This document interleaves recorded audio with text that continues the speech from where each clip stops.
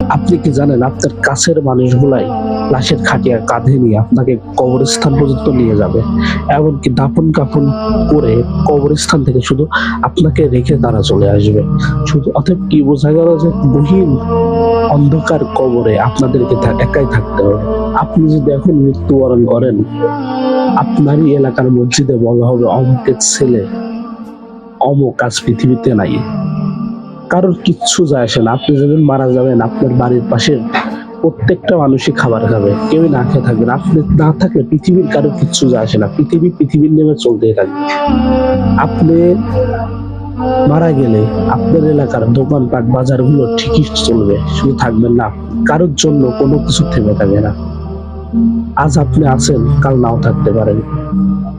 এমনও মানুষ আছে যাদের কাফনের কাপড় বাজারে চলে এসেছে, অথচ তারা ব্যস্ত দুনিয়ার রং তামাশা নিয়ে।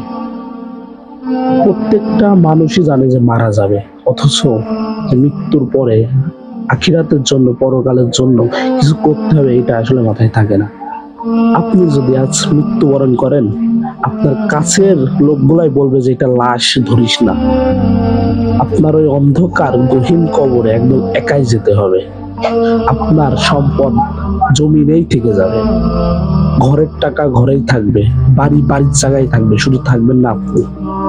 আপনি বিষয়টা ভাবুন যে মৃত্যুর পরে সবকিছুই পড়ে থাকে, শুধু আপনিই চলে যাবেন অন্ধকার গহীন কবর। আপনার মৃত্যুর পরে আপনার নিজের বাড়ির লোকগুলাই বলবে তাড়াতাড়ি কবর কাট, তাড়াতাড়ি দাফন কাফনের ব্যবস্থা কর, লাশটা বেশিক্ষণ রাখিস না, ঘরে ঢোকাস না, বারান্দায় রাখ। তারা আপনাকে ইগনোর করে সরে যাবে যে লাশের কাছে যাস না। যাদের জন্য সারাটা জীবন ধরে কামাই করলেন, যাদের জন্য সারাটা জীবন রঙিন করে সাজালেন, আসলে তারাই আপনার থেকে দূরে সরে যাবে।